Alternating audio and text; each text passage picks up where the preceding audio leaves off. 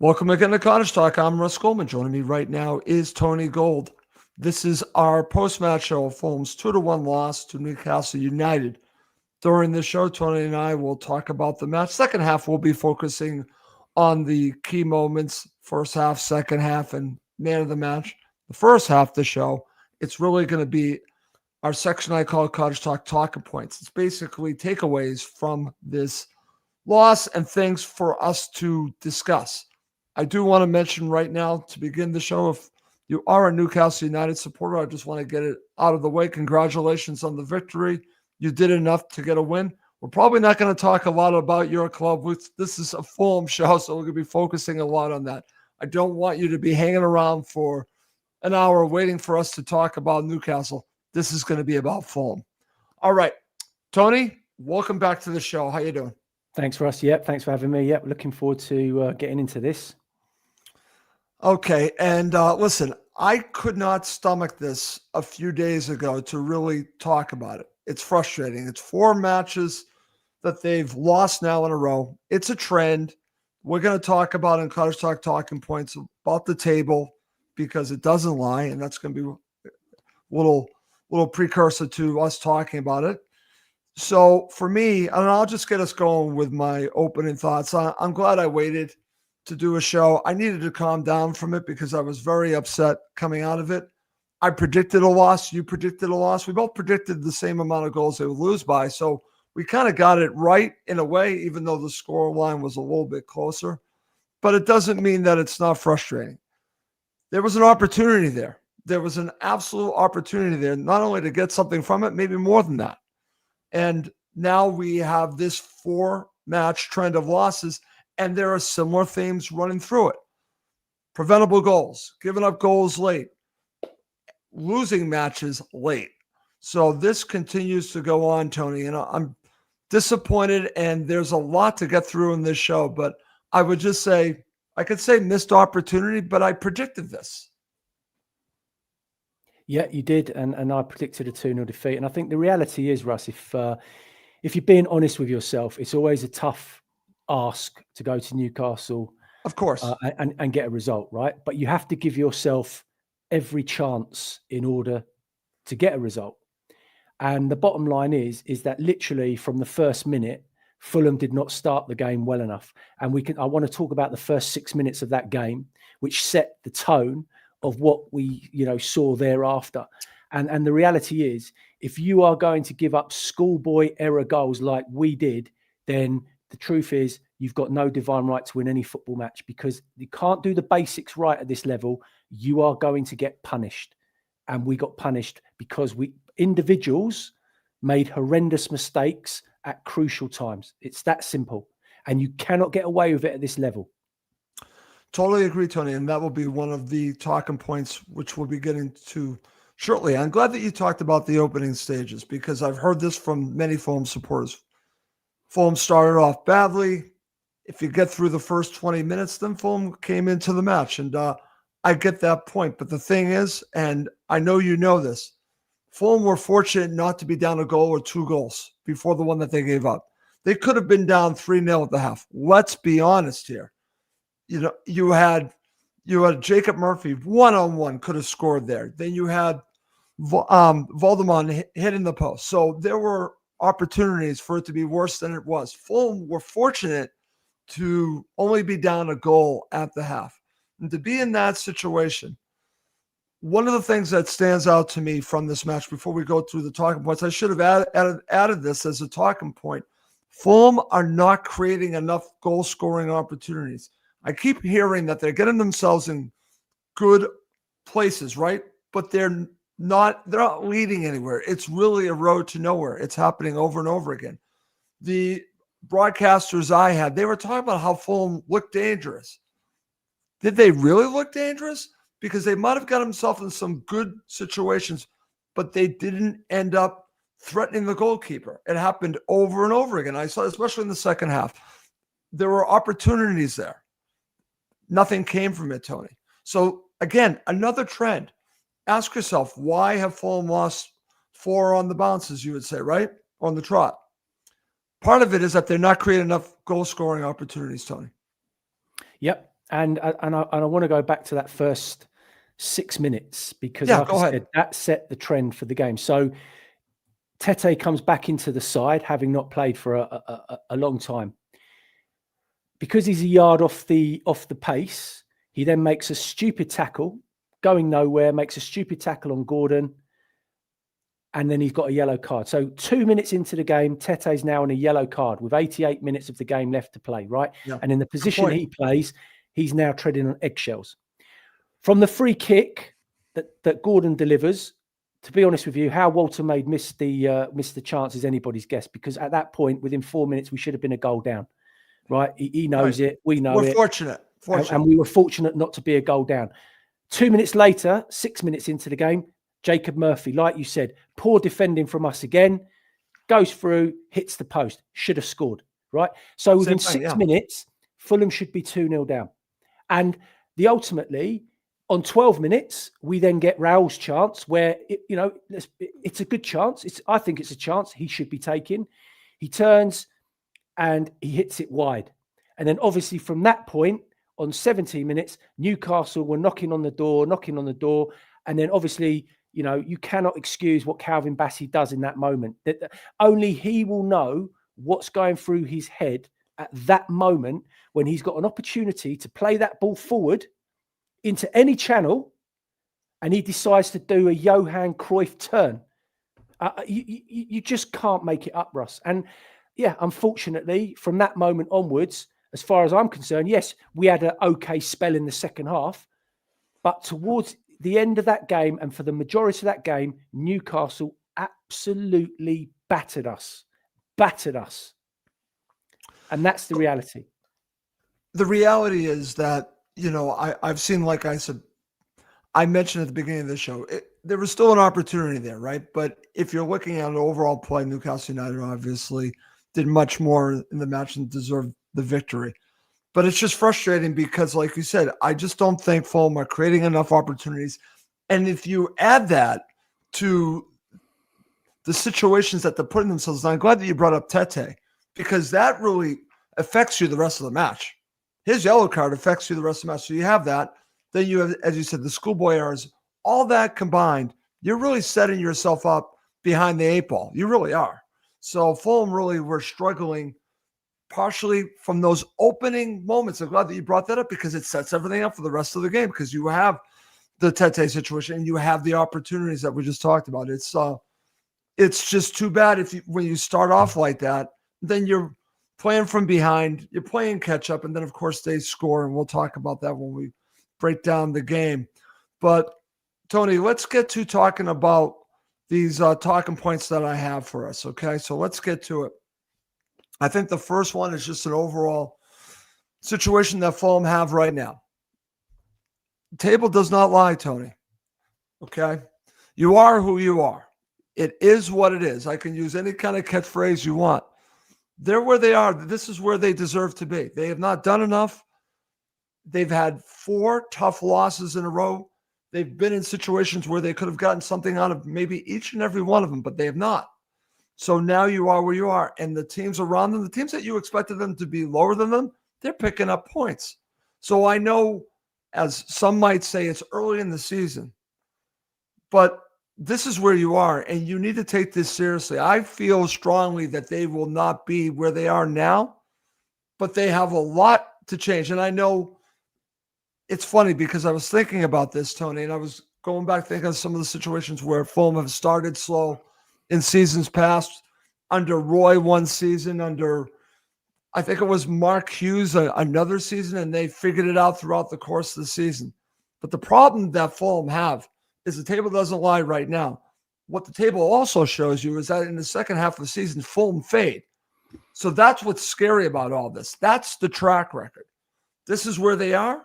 And the track record also is the second half of the season, they fade. That's what's scary about where they are right now. Yep, absolutely spot on. And I think Suhail's made a very good comment there. November is not a big month. It's an absolutely massive month for Fulham. Massive. You're right, Russ. The table doesn't lie. We've got a measly 8 points from 27.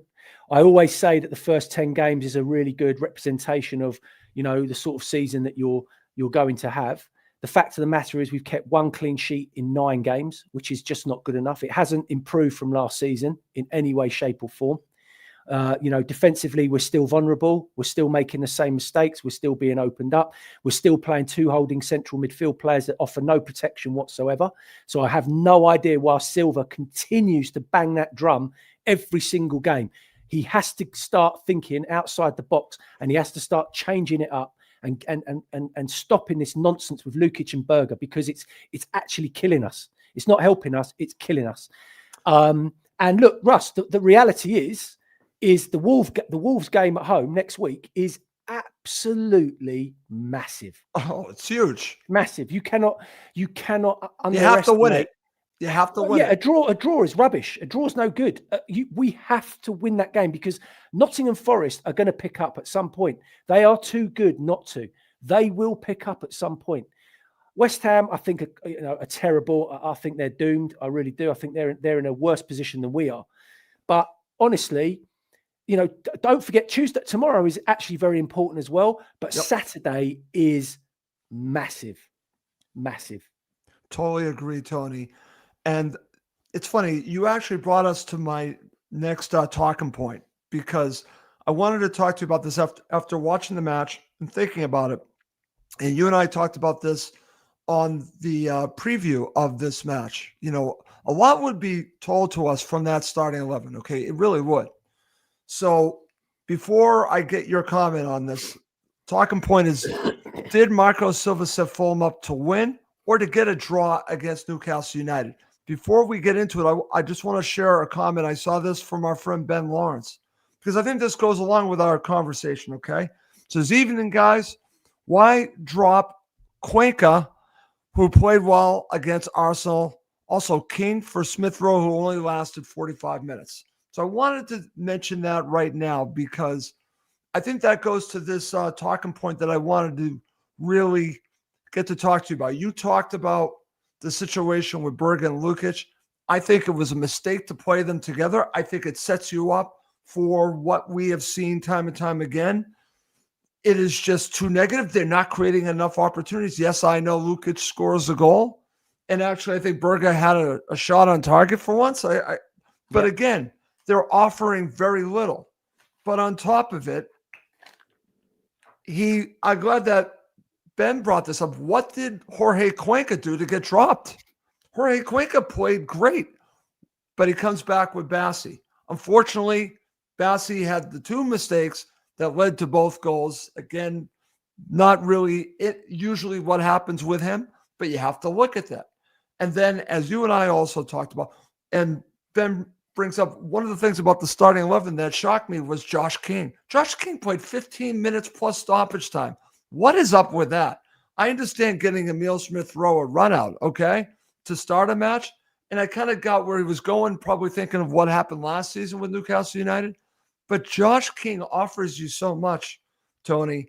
So I'm asking the question, was he being more protective here? Did he set Fulham up to keep it close and maybe nick a goal? Or was he going for it? Because he also didn't start Kevin.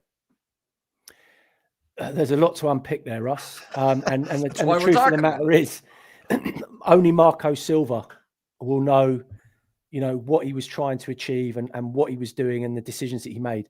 I can only guesstimate, and my take on it is that, yes, Cuenca had a fantastic game against Arsenal. And based on that performance, you know what? He would be very disappointed not to have started against Newcastle. But I think the fact that Bassi didn't start against Arsenal was because of the international break, and he wanted to give him a rest and just give him a breather and, get him back up to speed. We know the way that Calvin Bassi plays the game. He plays with a lot of confidence. Yep. Unfortunately, on Saturday, he was a little bit overly confident. And, that little bit of arrogance cost him, cost the team. And ultimately, you know what? Cuenca will be sitting there thinking, wow, you know what? He doesn't make those mistakes, Russ. Cuenca doesn't make those mistakes. It's as simple as that. I think also the lack of understanding between Bassi and Diop wasn't there defensively. Okay. I don't think Diop's vocal enough. I think he had a terrific game, by the way. For me, he was my man of the match. I thought he was excellent. He did his job. He Mark Walter made out the game pretty much. gave him an absolute torrid time, was very physical with him to the point in the end that Newcastle took him off. So Diop did his job, Russ. The Josh King one is very simple. And this is what's killing us. Marco Silva will not play Josh King and Emil Smith-Rowe together in the same team. It just won't happen. So he decided that actually, I'm going to give Josh King a rest and I'm going to give Emil Smith-Rowe a run out. For me, totally the wrong game to play Emil Smith-Rowe in, who hasn't kicked a ball since, however long. He's been a bit part player since the beginning of the season. You cannot expect a player like that to come into a game like that and pull up trees and have an effect on the game. It was a stupid decision, absolutely stupid. And the biggest ridiculous decision of all was not playing Kevin from the start. I just do not understand why he did not play Kevin from the start, throw him in. And you know what? Look, Traore did nothing wrong. I actually thought Traore did okay. Traore, I thought, played well. He was one of our most productive, players. At least he was having a go and he was trying things. What I would have done is moved Iwobi into the middle, not started Smith-Rowe and played Kevin on that side. And that's what I would have done because, Smith-Rowe, unfortunately at the moment, does not have enough game time in his legs. He's lacking in confidence, right, which is clear to see. And ultimately, the system that Marco Silva wants to play does not suit Emil Smith-Rowe. That is very true. So we are setting him up to fail, Russ. Every time he steps onto the field, we are setting him up to fail. I can't argue with that, but that also goes to what we're talking about here. Do you think that he was going with this starting 11 the way he was set it up to win, or did he have in the back of his mind, maybe let's just keep it close, maybe we'll get a point out of this? He set us up to be solid between the lines, to hit them on the counter and to see if we could nick a draw or nick a win. That's how he set us up. But as soon as Calvin Bassey makes that mistake, Russ, it's all out the window, man. It goes out the window because now you can't sit back. You can't play with two defensive holding midfield players because now you've got to take the game. You've got to get on top of the game and you've got to take it to Newcastle. And unfortunately, we are not strong enough defensively, to take the game to any side at the moment and open them up. Because the players in the final third are just not producing. They're just not producing enough quality to do that. So we're on the back foot. Totally agree, Tony. We're going to talk about the changes at halftime because I think they worked, and that will go to talking about Iwobi and Kevin coming on. But I've already seen a comment about this. I think Gary mentioned this. We were always going to talk about this, Gary. ESR comes off at halftime with a hamstring injury. Now, what's interesting about this, right? You brought up a very good point. Now, Smith-Rowe has played 30 minutes, for every match this season? Maybe 30 minutes, right? Is it possible? Because, again, he hasn't played enough football that, I don't know, maybe that was a factor in getting injured. I don't know. But he comes off at halftime with a hamstring injury. We're now learning it because it was in the presser. At the time, we did not know. Now at least we have an answer. What do you make of this, Tony? Okay, so again, my take on it is, what's one of Newcastle's biggest strengths, right? They are physically strong, physically imposing. They're a very physical side, right? Dan Burn, Botman, Joe Linton, Walter Maid. They've got physical players that are very strong and like to put themselves about. Emil Smith-Rowe was not fit enough at the moment to be thrown in to that kind of game, Russ. You want to see Emil Smith-Rowe at home, right, in a home game against a Burnley, okay, against, I don't know, an Everton or a West Ham or a Wolves, a game where, you know what, give him a chance to get himself up to speed and into the momentum of the game. And of course, listen, what Marco Silva's asking him to do off the ball is very alien to Emil Smith-Rowe. He's having to work a lot harder than probably he normally would, or probably he's ever had. He didn't have to do this at Arsenal. So ultimately, he's putting his body at optimum level because he has to. And obviously, he's probably gone overstretched for a ball, put himself into an area where, and he's got a little tweak, and he's tweaked his hamstring, and he's had to come off. And that's only natural for a player that has not played enough football. Right. Yeah. Right. That's why I brought that up, Tony, because it's interesting that we talked about how much football he has not played. and then he's going against this real defensive side, and you get what you get when that happens. Again, listen, I think it could have been a factor of why he got injured, but that's what's interesting about the whole Emile Smith-Rowe situation. But Tony, I'm glad that you keep bringing this up because we talk about this. Why do I feel that it is a square peg in a round hole? I'm talking about Smith-Rowe in Silva's system. And when you try to fit a square peg in a round hole, you get what we had years ago with Tom Kearney playing out wide. It's a waste of time. He becomes a passenger. In a way, Smith-Rowe's become a little bit of a passenger, and maybe partially it's because he just does not fit the way Marco wants to play. And again, this goes back to the stubbornness of our manager who wants them to play a certain way. They have to play within it. We've already seen all the stuff that has been said about Kevin that was in the presser, right? Now we're learning why Kevin hasn't been playing. So they all have to fit into his system rather than him working around what he's got to make his system work with the players that he has. Find a role for them and make it work for them. But it's the other way around. And I think that also comes into play. And again, it's too bad because I would like to see Smith-Rowe work. I'm going to be honest with you. He's not a bad player. We know this. But right now, it's a waste of money. It's a complete, utter waste of money because we're not getting the most out of him. And that's on Smith-Rowe, but it's also on the manager. It's on both. It's absolutely on both. So Marco Silva's downfall, Russ, will be the fact that his system has become too rigid, too predictable. Yeah, he hasn't shown any flexibility. The players that we have now do not fit this system, really. And, listen, he's the manager that get paid an absolute fortune.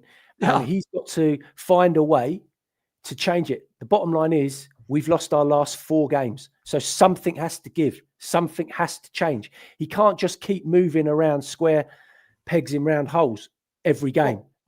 It's not happening. The bottom line is, for me, is one of the defensive holding midfield players has to go. I agree with you on that. I'm convinced of that 100%. Now we're going to talk about, and I've already seen a comment about the situation at the end of the match when Lukic comes off and Kearney comes on. We'll get to that because that's an interesting discussion piece I want to get to when we break down the match. I want to talk about that. But overall, I think you can only play one of the two. I agree with you 100% on that because I think the way that he's doing it is almost like doing the reverse. Like I said, it's not helping them defensively. We talked about this on the preview show. And oh, by the way, it's killing you going forward. So what is the value of it? We're not really helping that back four enough. So get rid of one of them, have someone on that's more progressive, and take some chances going forward. I'd rather live that way than this way. That's how I feel about that. All right. Yeah, and David Perry's right. Yeah, Berger's the one that's got to go for me because he offers nothing. Genuinely. Just offers absolutely nothing. Certainly not going forward. And yeah, defensively, he wins a few tackles and he can get on the ball and block a few shots and everything else. But like I said, ultimately, Russ, the whole point of having 2 holding midfield players is to protect your back four. It's not working. And it's not working. No, because one clean sheet in 9 tells you it's not working. It's not working. So that tells me you got to try something else. But he does not. And again, that is why we've been talking so much about Marco Silva being so rigid and stubborn. I'm not going to use a different word. I'm going to say stubborn because I think that is the best word to use when it comes to that. However, let's now talk about the changes at halftime. Now, these were changes. I'll give him credit for the changes. Now we're finding out that it was a forced change. And he did actually change things. It still is like for like, but he's moving the chess pieces around. He brings on Kevin, who now goes out wide and moves Iwobi centrally and takes off Smith-Rowe, as we're now learning. Tony, this actually worked really well. So this is to the argument that I've been making. Iwobi playing centrally works. And as a number 10, it worked really well. He was pulling the strings. Let's be honest. But I think that you could even move Iwobi back further. He could play the 8, or you can mix and match Josh King and him and Smith, or you could play these players around. But I like seeing Iwobi centrally. I think he offers you a lot there, Tony, creatively, because I've seen it do him out wide. If you move him centrally, I think he's even more creative.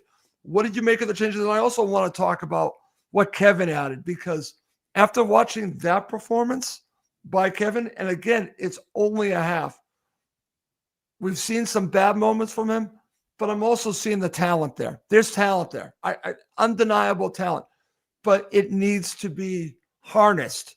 We need more of Kevin than less than Kevin. That's what I'm taking out of these changes. Yeah, look, the change at halftime, obviously a forced one. At first I'm thinking, wow, if Emil Smith-Rowe's just been dragged, then that could well be the end of his Fulham career, because he would not have been happy with that. But obviously now we find out that it's a hamstring injury. So yeah, it was a forced change. Yes, for the first 10, 12 minutes of the second half, Fulham, the change made a big difference. We suddenly got on top. Obviously we got the goal within that period, and you know what, Fulham were on top. But the minute we scored that goal, we just reverted back to nothingness. And Kevin, like I've said, I can't judge Kevin yet, Russell, until I see him in a run of games. Right. There's absolutely no point in trying to critique his performances, because at the end of the day, on Saturday, he got 45 minutes. Right. In a game that Fulham were chasing. We got back into it. Obviously, it didn't end up staying that way. But yeah, look, he showed glimpses of quality that we've seen and we've read about and we've heard about. I still think that, a lot of it flatters to deceive. I haven't seen him really beat a man and drive and put in a decent, ball that's caused massive problems, or him come away from a player, beat a player and have a shot on goal. So I think there's still much, much more that we need to see from him. But in order to see that, like you said, Russell, absolutely agree, he has to play. And you know what? Tomorrow, he will play against Wycombe. He will start against Wycombe. And I'm expecting him to tear them to pieces. I hope so. Honest. I'm expecting to see it, and I'm expecting to see him start Saturday against Wolves. I hope so, man. So, you know what? Let him have these 3, 4, 5 games, and then we can start to see what sort of player we've got. It's impossible at the moment to judge him on any level. So, agreed. Look, the change did make a difference at that particular point, but why did Fulham take their foot off the accelerator at that point? Why didn't they go and press the game? Raul had a great chance. He had a scissor kick chance, which, if it would have gone in, brilliant. But then from the moment Josh King comes on from Traore, Newcastle were all over us. Everyone behind the ball, man. Everyone behind the ball. From the 79th minute onwards, Newcastle could have been 2, 3, 4, 5, 6, 7, 8. I mean, it was just relentless. Absolutely relentless. Yep. Good point. I want to share this from Gary. We got some left from an attacking point of view. Silva and the board should beg Boa to come back. I think he's out of work at that moment, I believe. I'm not sure if he is or isn't, Tony. It's an interesting correlation. What do you think of that with Boa not being here? Do you think that's affecting the attack? Look, I think Boa Morty had a very good relationship with Silva, had a very good relationship with the players, and clearly had a very good relationship with the club. So losing anybody like that is going to be detrimental, and it will affect, everything that you're doing. Personally, I think Gary's got a point. I think at the moment our backroom staff, from the coaching perspective, is poor. I really do. I don't think that any of them are bringing much to the table or offering anything, really, to be perfectly honest. And I think it is a major problem. I think Marco Silva needs to look a little bit closer to home with the people that he's brought in from that perspective, because we're still marking zonally from set pieces, which has been a disaster. Yet we don't seem to have much of an idea on our own set pieces when we take corners and delivery. And also defensively, what's our defensive coaches doing with this team defensively, with a back four and 2 holding midfield players, when we're conceding goals for fun? So there is a lot of work to still be done. And Totally agree. you know what it's like. We don't have the time frame to get, to put it right. It's relentless. So something has to give. Totally agree, Tony. I'm going to share a couple of comments. This is from Gary. Gary, I agree with you. Silva, I'm afraid to say, has no killer instinct. I'm going to agree with you on that. Then we'll go to what David Perry, some great comments. And Fulham have to learn how to slow the game down a bit when they take a lead or tie a match on the road. See Villa and Bournemouth. Tony, what do you make of David's comment there? Yeah, well, what he's talking about there, Russ, is basically, game management. And ultimately, unfortunately, game management has to come from a collective and obviously I got this comment from Gary. Right. Well, there you go, Gary. Absolutely. Spot on. Awful on Saturday. And he's absolutely right. Our game management was shocking. But the reality is, Russ, breaking everything down over the 90 minutes with the shots and the chances and everything else, you cannot legislate for what Calvin Bassey does. Not once, but twice. You cannot legislate for that. And at that level, you will get punished for being, for making those horrendous mistakes. And Newcastle punished us. It was like a gift from heaven. Christmas come early. Thank you very much, Fulham. Lovely. And you can't legislate for that. And Marco Silva would have been pulling his hair out because ultimately, you don't expect Calvin Bassey to make those mistakes. No, we're going to talk about that. He needs to rein it in. And I think he needs to get back to being a footballer rather than, all this posing and all this arrogance and, buffing energy and all that nonsense. No, Calvin Bassey, you're in that team to defend. So get on, do your job and do it to the best of your abilities and stop all this nonsense, dragging balls back. And it's just crazy. Absolutely crazy. All right. And that's going to lead us to talk about both of these goals. And they're both preventable. And unfortunately, both of them come from mistakes from Calvin Bassey, who over the course of time really hasn't made mistakes like this. Of course, over his career, he has made some, but to have two in the game that affected the game like this. So if I'm hearing you correctly, you think part of this is just his attitude in these games lately, that he is trying to force things. He's, I think showboat is the wrong word. That's a word we would use here. Someone trying to show what they can do a little bit too much. Why do you this is more about, if I'm understanding you correctly, Tony, this is just do the basics, do your job and defend and make the safe pass. In both these situations, he is taking risks. Well, the first one was terrible. It's just overconfidence, Russ. Okay. We all look. Bassey was one of our most consistent players last season, no question, right? But has that gone to his head a little bit?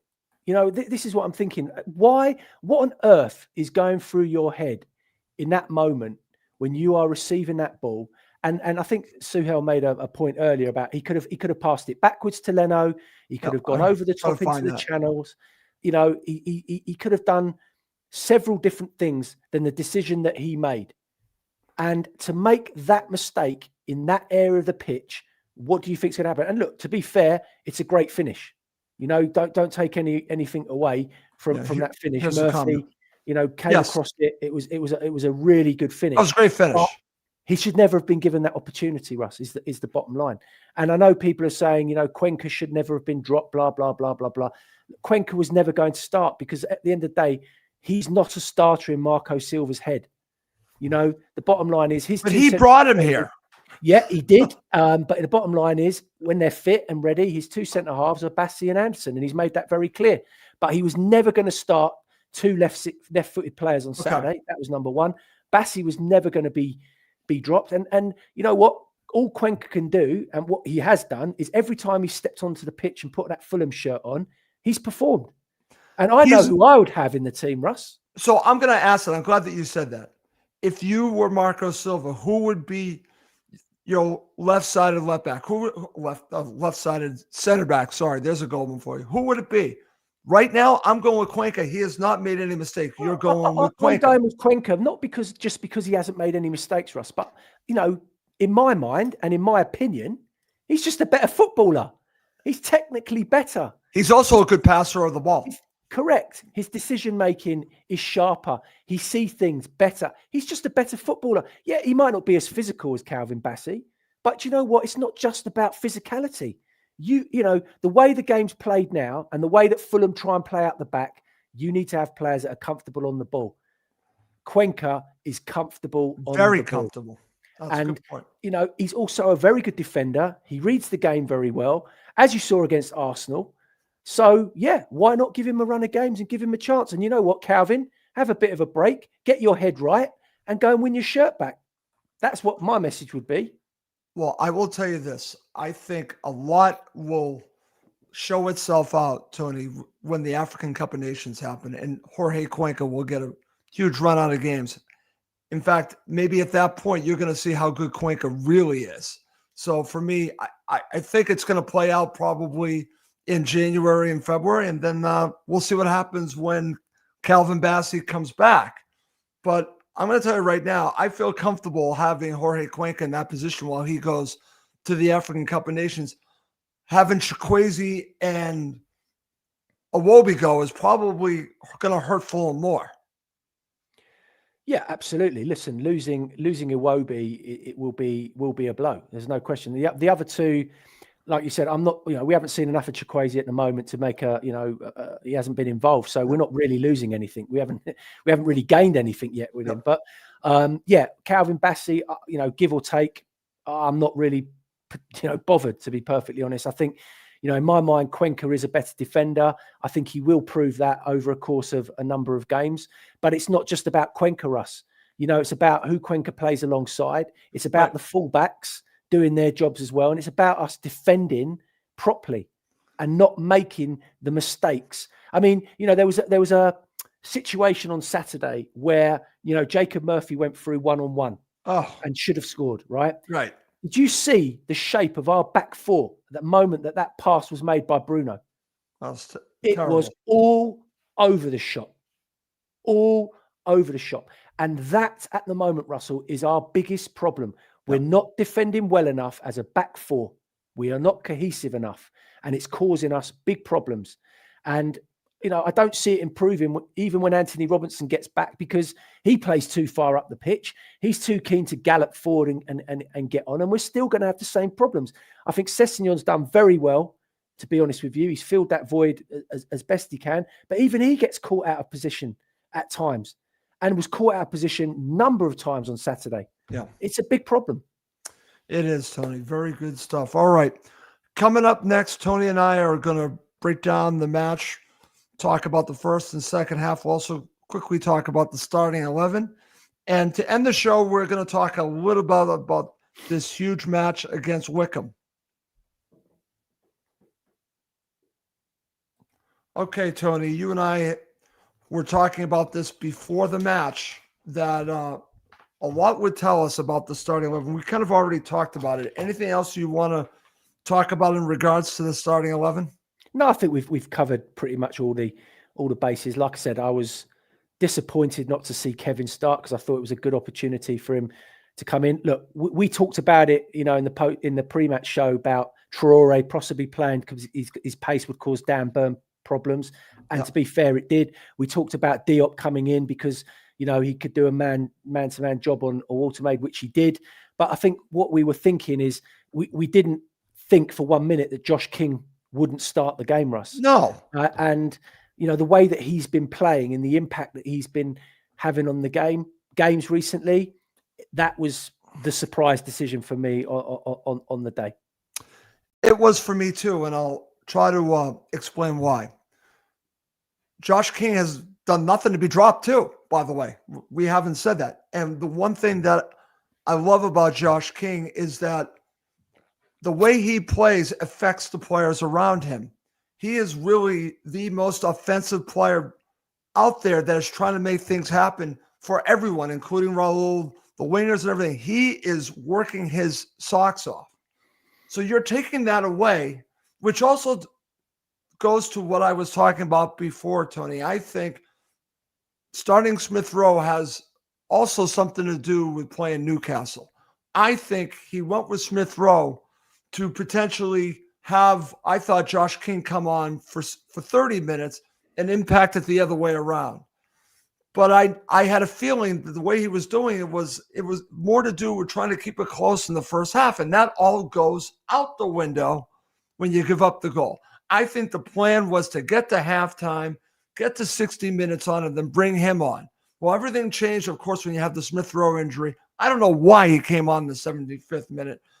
We're going to talk about this when we talk about the second half. The Tom Kearney thing, I think, actually hurt Fulham. We'll talk about that too. So some of his substitutions really hurt, in my opinion. But the starting 11, for me, it all came down to Josh King. I'm like, what is going on here? All right. So let's get to it. We don't have to talk too much about the stuff we've already discussed. We've already talked about pretty much all the key moments. So overall, looking back at the first half, like I said, we've already talked about it. What kind of judgment do you want to make on it here? It's a difficult one, Russ, because look, if you take away Calvin Bassey's mistake, right, then there is an argument to say, look, Newcastle had some wonderful chances and they would have been disappointed, not to be further ahead at the break. And to be perfectly honest, they probably deserved to be, and yeah, they did. The reality is, even before Bassey made that mistake on 17 minutes, the truth of the matter is that Newcastle could have and should have been 2-0 up, within 6 minutes. So, it balances itself out. But look, again, Fulham didn't create anywhere near enough opportunities for Raul. He had that one chance on 12 minutes, which he hit wide. Berger then had a shot saved. Traore dragged the rebound wide. That was the other chance, I think. And then Smith Rowe, I think, as Suhail said, had a shot that was straight at Pope. So we've had 3 half chances within 45 minutes on goal. Yeah. Newcastle had numerous very, very good chances and the mess up at the back that cost us the goal. So ultimately, it wasn't a great first half for us. It wasn't a great first half. And, Marco Silva had to address something at half time. He had to. He did. And that's going to lead us to talk about the second half. We already talked about the substitutions, and I think they made a difference, Tony, in how Fulham were playing. Like I said, I really liked what I saw from Kevin. I know what you're saying. To make a full judgment on him, we need to see more. But again, we're seeing glimpses of what can be. And his delivery led to the goal from Lukic. Again, it was a rebound, but that led to the goal. And then, like I said, you have the bicycle kick from Raul when we talk about the second half. When you get all the way to, say, the 75th minute and you're bringing on Josh King, this is the part that really gets me. And then at that point, it's all Newcastle United. That's what you talked about. So we could talk about all the way up to the 75th minute. Fulham are in it, right? They're totally in it. They are trying to create opportunities. And then Newcastle United take over. And then it's really about holding on. It really was. It felt like all they were doing was holding on, Tony. And then you have the mistake from Calvin Bassey that leads to the match winner. Again, a rebound from Bruno. Let me ask you your thoughts of Leno on that goal. Well, you can't. I mean, I thought Leno was outstanding on Saturday. I mean, if it wasn't for him, it could have been really poor. But Bassey's put him in a terrible position. Terrible situation there. It's just a shocking mistake. And look, ultimately, from 75 minutes, Russ, onwards, after Fulham equalised, there was a small glimpse that we might come away with a point. I was never confident that we were going to go on and win the game because Newcastle were a constant threat throughout the game. But right. I don't know what happened on 75 minutes when King came on from Traore. We just seemed to be so open. And, Elanga had a great effort, which Leno made a great save. Then Joel Linton had a header, which hit the side netting. Then we bring on Kearney for Lukic, right? Then Tonali, literally from after that substitution, has a shot. Leno makes another great save. Then we have the mistake from Bassey. Once that goes in, it's game over. And then Marco Silva makes the most bizarre... Jonah Kusei, right? Yeah. He suddenly takes off Tete, brings on Castagna, right? Oh, yeah. Tete had a yellow card from the second minute, has been walking on eggshells for the whole game, and he takes him off and then brings on Kusei for 2 minutes. For 2 minutes. Yeah. Absolutely. Yeah, big impact in 2 minutes. Big impact. What's the kid going to do? I mean, he must be thinking, actually, that's an insult. Do you know what? I'm just going to go back down to the dressing room. I'm not coming on for 2 minutes. What's the point? It's ridiculous, honestly. He can't do anything in 2 minutes. What are you doing at this point? No. But also, what's Josh King going to do in 15 minutes? Well, that's the whole thing. That's what is irritating me. Why did he do that? If his plan was, I could get around a little bit, come on in the 60th minute, I can get on that a little bit. But you're talking 15 minutes. This kid needs to start. I'm convinced he needs to start. The fact that he didn't do that is annoying to me beyond belief. Okay, it goes back to our argument. He can't play them together. So for whatever reason, he starts Emil Smith-Rowe. Now he's injured. And poor Josh King comes on for 15 minutes and he can't really impact the game. He doesn't have enough time. This kid doesn't have enough time to impact the game. And oh, by the way, at that point, we're getting battered. Okay. So it's even worse. He had no impact, partially because of the situation. And I think the situation got worse when Sasa Lukic comes off and Kearney comes on. That one I didn't understand either. I mean, there are all these puzzling moves he made that just doesn't add up, Tony. And Fulham, unfortunately, go down 2-1. I've seen this movie too many times. I think Bruno scored late at Craven Cottage and beat Fulham before. So this is history repeating itself. It's nothing new. We've seen it before. It's just irritating. These late goals are irritating, Tony. Yep, absolutely. And I go back to, look, we have to go back to, our transfer window in the summer, Russ. It simply wasn't good enough. And ultimately, when you look at the players that Newcastle brought on from 60 minutes onwards. Oh, I know. And then you look at the players that Fulham brought on, right? And you look at what's come off Newcastle's bench. You know, Tonali, Barnes, Elanga, Osula. That's insane. Yeah. And then you look at what we're bringing on. It all goes back to the fact that our recruitment in the summer was appalling. It was abysmal. Well, and ultimately, you know what? You have to factor in the things that you're going to get injuries throughout a season. This is the Premier League. It's a physical league. Players are going to get injured. Games come thick and fast. And you've got international duty. And you've got all cup games. And if you haven't got a squad that's deep enough and you haven't got the depth to cover positions, you are going to be in trouble. No. We're in trouble because the depth that we've got just isn't good enough. It's not good enough. No, I totally agree. End of. And that's the predicament that we now face, Russ. Well, again, there's a lot to really talk about with that summer transfer. We've talked it to death, right? But the end result is not enough players came in the door. We could talk about why they didn't come. I think it's a combination of the owners and Silva doing this. And, I think there's a lot more behind the scenes than you and I know. I don't know. Again, this is me guessing because I've never seen anything like that since I've been following Fulham of making signings that late.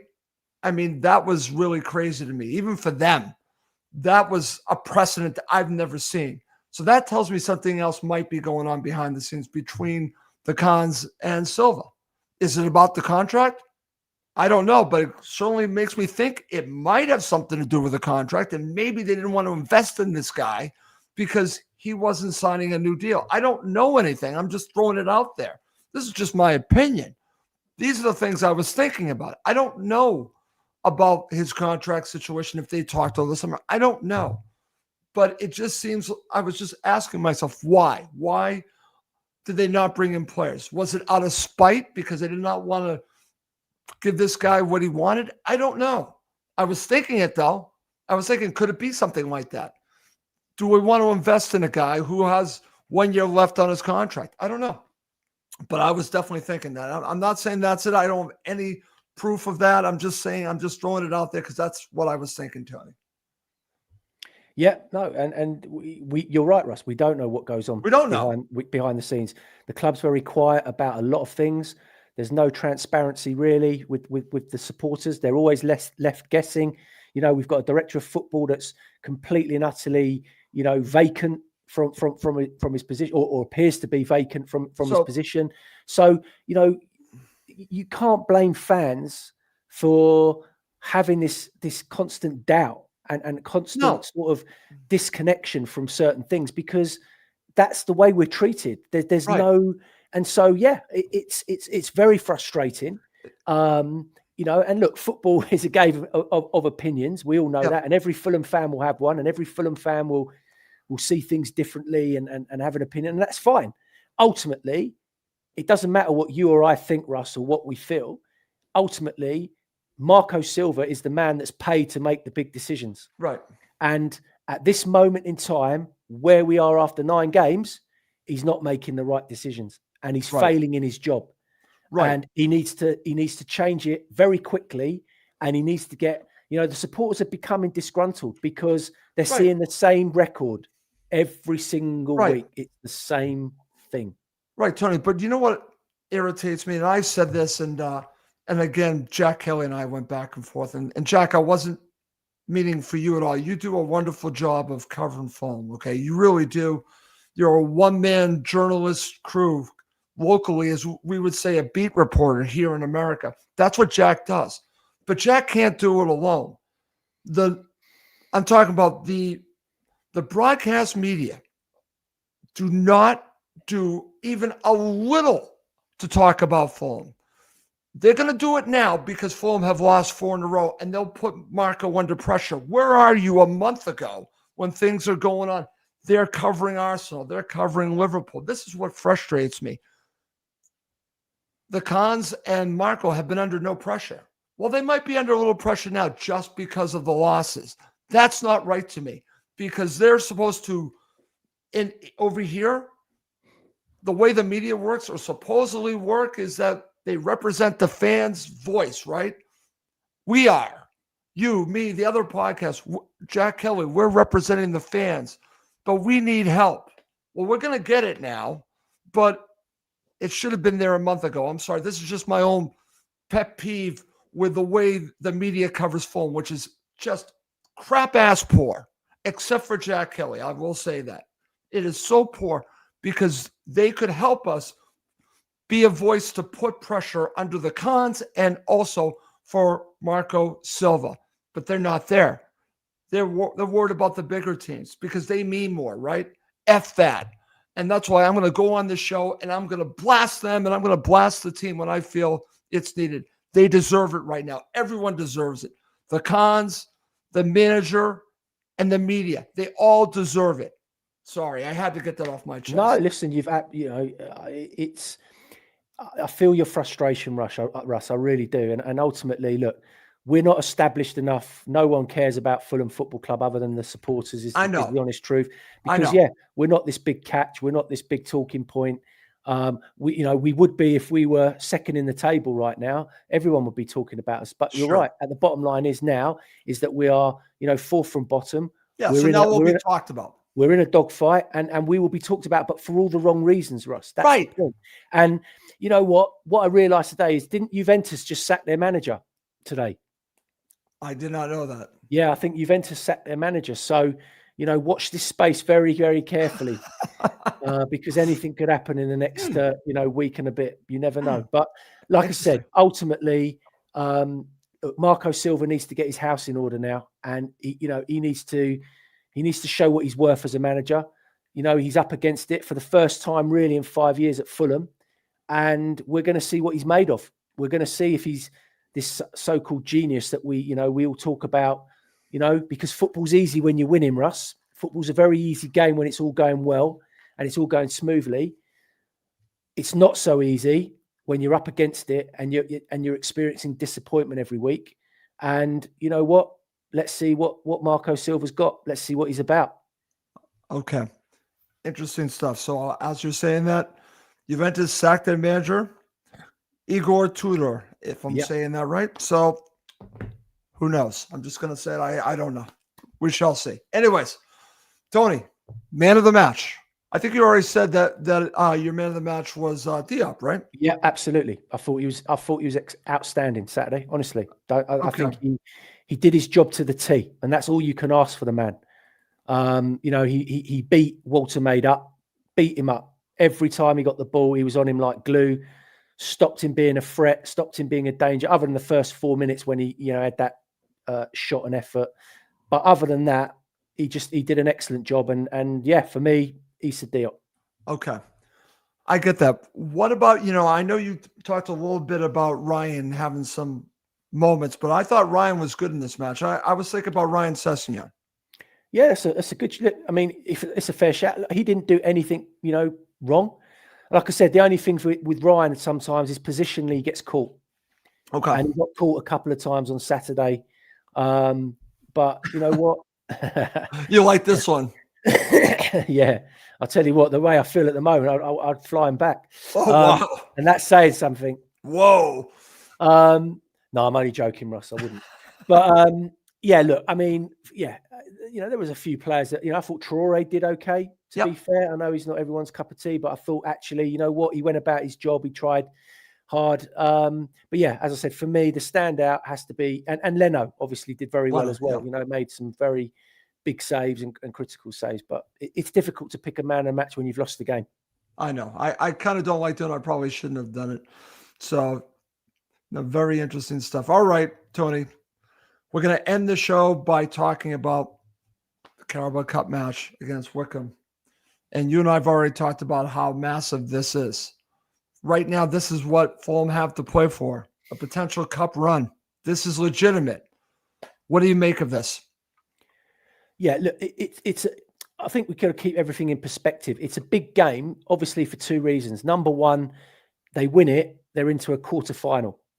Yeah, which ultimately, in a competition that realistically Fulham have a good chance of going far in if they one-off games, if they put it right, they've got a side I think that's good enough. And obviously, if the draw's kind, they can win a quarter-final game. They're in a semi-final. So it's a big game in that. But also, another reason why it's a big game is because just to get a win, Russell, to get the confidence up, to get the boys ready for what is a massive game on Saturday.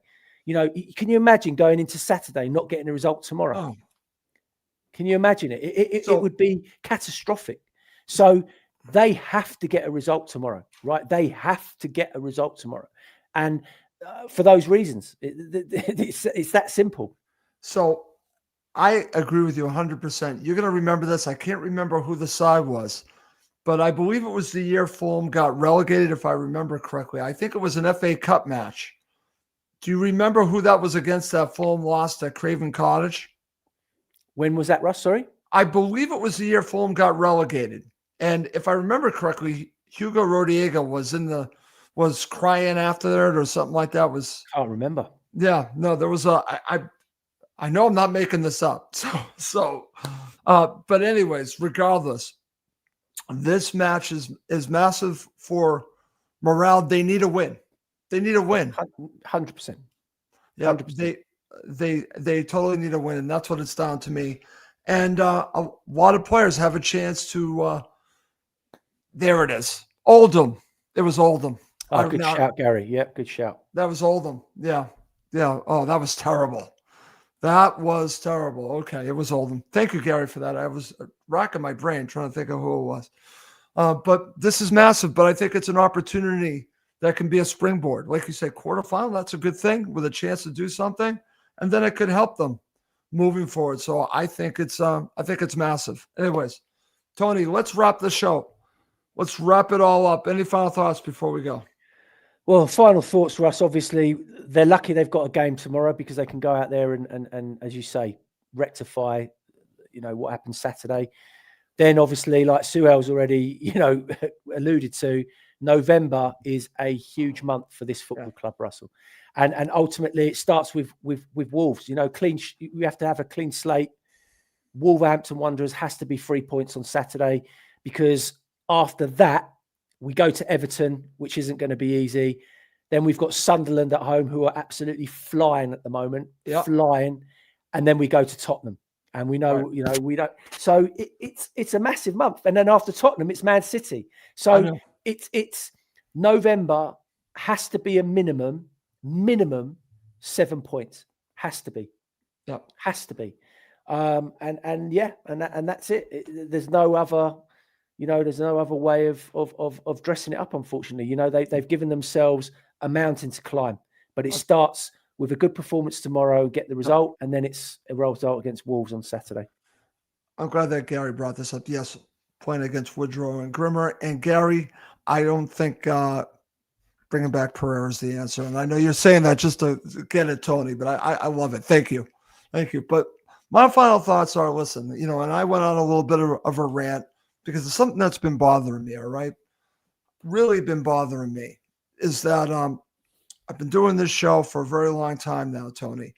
And it frustrates me because I only really feel that the media in England, I'm talking about the broadcast media mostly, don't really talk about Fulham unless there's some kind of controversy, right? Even when they're doing well, they really don't talk about them. So here's an opportunity to really dive in.